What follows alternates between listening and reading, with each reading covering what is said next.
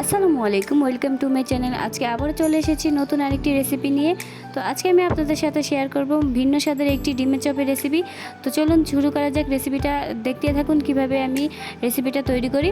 তো এখানে আমি প্রথমে নিয়েছি ধনিয়া পাতা কুচি, নিয়েছি রসুন বাটা, নিয়েছি কাঁচামরিচ কুচি, আর নিয়েছি এখানে বেশ খানিকটা পেঁয়াজ কুচি। এগুলোকে আমি এখন লবণ দিয়ে মেখে রাখবো আর এক্সট্রা পানি ঝরিয়ে নেওয়ার জন্য। তো আমি এখানে 4টা ডিম সিদ্ধ করে নিয়েছি, আর এখন দেখতেই পাচ্ছেন যে আমি পানিগুলোকে ঝরিয়ে নিচ্ছি। আর এই পেঁয়াজে আমি পরিমাণ মতো বেসন দিয়েছি। এখানে আমি 4 টেবিল চামচের মতন বেসন দিয়েছি। দিয়ে দেবো কাঁচামরিচ কুচি। এখানে আমি বেশ খানিকটা কাঁচামরিচ কুচি ব্যবহার করেছি। এখানে 1 টেবিল চামচ রসুন বাটা দিয়েছি স্বাদ মতন লবণ, আর সামান্য একটু পরিমাণে হলুদ গুঁড়ো, আর বেশ খানিকটা ধনিয়া পাতা কুচি দিয়েছি। এখন এখানে একটা সিদ্ধ ডিম আমি দেব, কুসুম সহই আমি একটা সিদ্ধ ডিম এখানে দিয়েছি। আর এখন আমি এগুলোকে ভালোভাবে মিক্স করে নেব। এখানে কোনো পানি ইউজ করব না, কারণ এখানে ওই পেঁয়াজটা থেকে যা পানি বেরিয়েছে সেগুলো থেকেই আমি এগুলোকে মেখে নেব সুন্দর করে। এই তো দেখতেই পাচ্ছেন যে আমি কত সুন্দরভাবে এগুলোকে মেখে নিয়েছি। এগুলোকে আমি এখন রেস্টে রেখে দেবো। তো আমি অন্য একটা পাত্রে কিছুটা পরিমাণে বেসন নিয়েছি। এগুলোকে আমি এখন একটু পানি দিয়ে ভালোভাবে পাতলা করে মেখে নেব। এটা আমি কোট করার জন্য মেখে নিয়েছি। আর দেখতে পাচ্ছেন আমি কতটা পরিমাণে ঘনত্ব রেখেছি, আমি কিন্তু পাতলা করে গুলিয়েছি।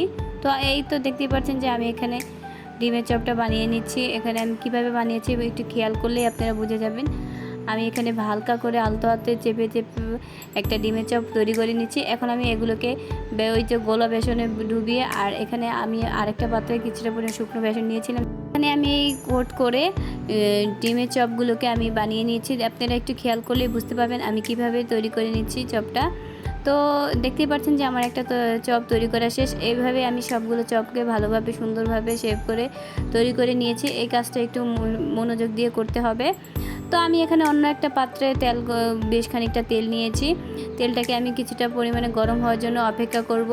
তো বেশি গরম করা যাবে না, তাহলে আবার উপর থেকে হয়ে যাবে, ভিতরে কাঁচা থাকবে। তো আমি এখানে দেখতেই পাচ্ছেন যে হালকা গরম হয়েছে, সেই মধ্যে আমি চপগুলোকে দিয়ে দিয়েছি।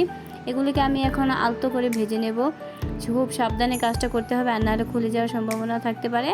তো আমি এখানে উপর দিয়ে তেল দিয়ে দিচ্ছি যাতে উপরটাও ভালোভাবে হয়ে যায়। আমি এখানে চুলার আঁচটা এখানে মিডিয়াম আঁচে রেখেছি। তো দেখতেই পাচ্ছেন যে আমি এখানে তেলটা সামান্য গরম করে হালকা করে ভেজে নিচ্ছি এখন। তো আমার চপটা ভাজা শেষ, আর দেখতেই পাচ্ছেন যে কালারটা কতটা সুন্দর হয়েছে, কতটা পরিমাণ। এখন আমি এগুলোকে সব তুলে নেব, আর একে একে আমি সব চপগুলোকে ভেজে নেব। এগুলোকে মিডিয়াম আঁচে ভাজতে হবে, আর নাহলে ভিতর থেকে কাঁচা থাকবে। তো আমার চপগুলোকে ভাজা শেষ, আর দেখতেই পাচ্ছেন যে কালারটা কতটা সুন্দর এসেছে, আর খেতেও ঠিক ততটাই মজা ছিল।